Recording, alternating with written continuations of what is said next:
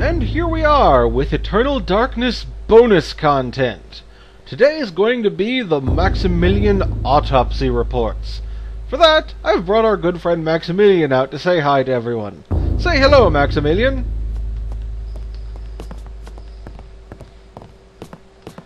No.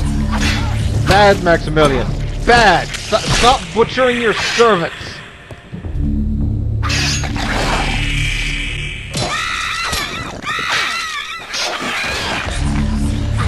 I guess he had an excuse. It was full of bone beams. But anyway, we're going to be looking at the Maximillian autopsy reports today. If you look at them during his chapter, when he first gets them, he really likes that sword, doesn't he? Then you just get the little details, but if you look at them when after having beaten his chapter, and it's gonna do that in this case because it's been beaten. There are worlds beyond this one. Worlds as we've never seen. Nor can we. Our eyes do not open far enough. Try it. Try holding your eyes open. You can try holding them open as much as you want, but you'll never see, never ever see the world beyond the veil. The veil of reality. It's there to protect us from them. The ancients. The darkness. That which we cannot understand. Nor should we. Welcome the oblivion of ignorance. For to have knowledge is to be damned. Fun, huh?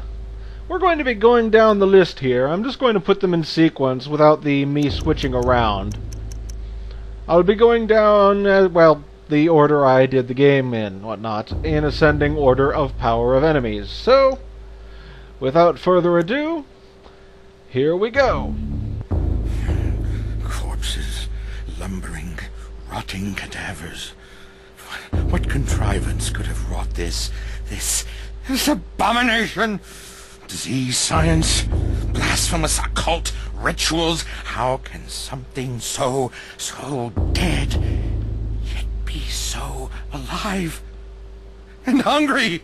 They lust for flesh, human flesh, and feast upon all the sweet breads a man has to offer. Rotted from within, worried apart by the ravening fish and parasitic fetor of their sunken graves. These drowned zombies emerged, spilling their festering entrails and slopping fluids with each pain-ridden step, each step hoping to bring an end to their pain by spreading it to others. They are so close their stench fills the air. You can smell them, I tell you, somewhere between the spice of vanilla and the bitter sweetness of pustulent rot. Those creatures inhabit the bodies of men and women, exercising the human soul and replacing it with their own putrid spirits. But they couldn't fool me. No, not at all. I could smell them, you see. They were all around me. Dear God, all around. I knew what I had to do. They had to go. My blade and bullet. I had to get rid of them. Don't you understand? Dear God, I had to do it. Had to. You believe me, don't you? Don't you? They have no eyes, but they can see, I tell you. No eyes. No eyes at all. But you can feel it looking at you. It stares through you like looking through empty air, and you can feel it raking your innards with their touch. the shiver of their senses combing your bowels through empty space.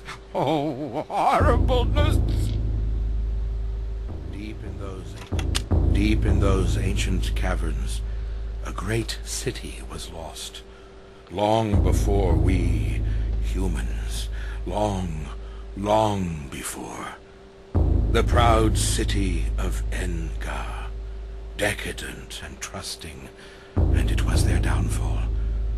When the darkness came, and the guardians slaughtered them, their existence was but a dying echo shrieking from violated mouths, resounding within their homes, their tombs.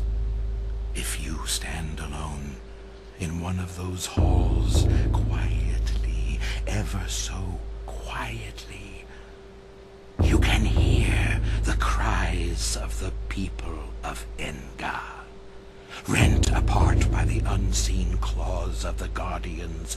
Their echoes still linger, as do their souls. Neither the embalming salve of their wrappings nor the numbness of death could override the dominating madness that is Xel'lotath, controlled, prodded into an existence by an incessant cacophony of voices, penetrating every level of their psyches. These corpses are coerced into life, ambling, moaning, shrieking. The devils inside the servants' skulls were trying to kill me.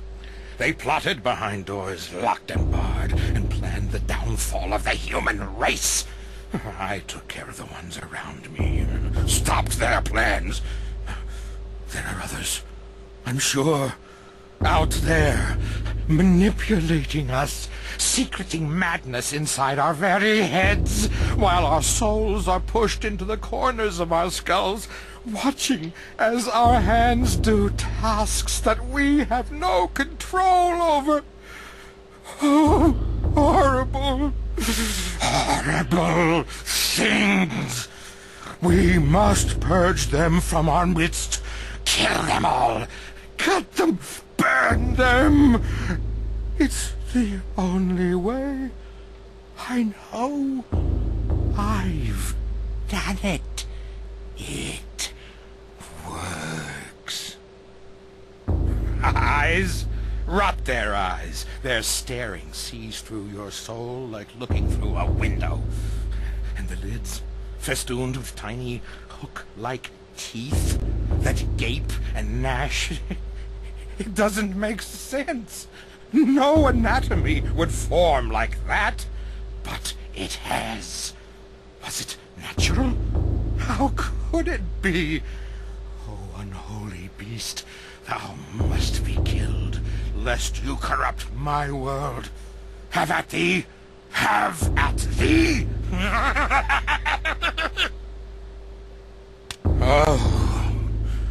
Oh, gibbering insanity, wrought in flesh as though an artist had sculpted it.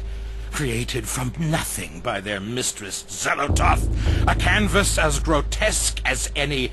Their bodies made no sense, no heads, no organs, an empty husk, devoid of the trappings of nature, but it walked, it sang, it shrieked, a mockery of reason, both natural and mental, a blasphemy from beyond the veil.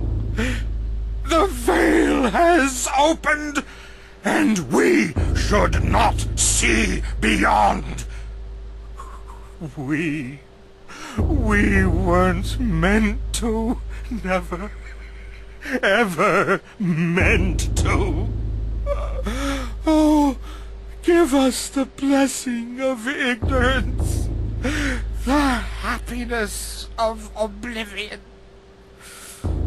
Innocence can only be tainted, never returned. These wretched creatures, these flayed corpses, wandering, decrepit, soulless vessels, content only to gnaw on human meat, to spill human blood. Even headless, their hate for the living grew in propensity, flailing maniacally in their bloodlust, killing anything close. They are amongst us. I knew they would come after me, for I knew their devices, their depraved methods, creatures wearing human skins as we wear clothes to cover their hideousness from our eyes, so they might consort insidiously with our species, infiltrating, manipulating, playing us against each other. Damn our eyes! We are blind to them, but I knew. Oh yes, I knew they were there, plotting behind that door. One has to be careful. One must separate their heads from their bodies. And yes, fire is the key to purge their souls from this earth, sending them whimpering to their masters in the beyond. Oh, the horror. A behemoth of hatred incarnate. What manner of creature is that? A ton of flesh and sinew, wielding muscles thick as ropes strung onto claws that could crush stone and sever metal as though it were threshed wheat. Crushing, cutting, the walls shook with each step it took. Oh, the horror! An abomination. Its physiology remarkably abstract. No real organs or anything. It shouldn't work. But it did.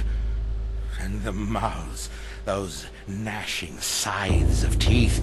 I tell you, it existed only to eat, to consume, to gnaw, to bite, to devour.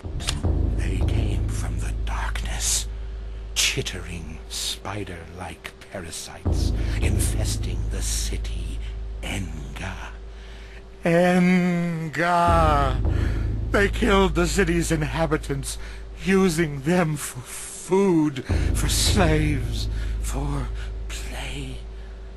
In the city's last dark, doomed days, blood filled the waterways, drained upon the streets, a proud, mighty race, now nothing but bloody goblets of meat in the gutters.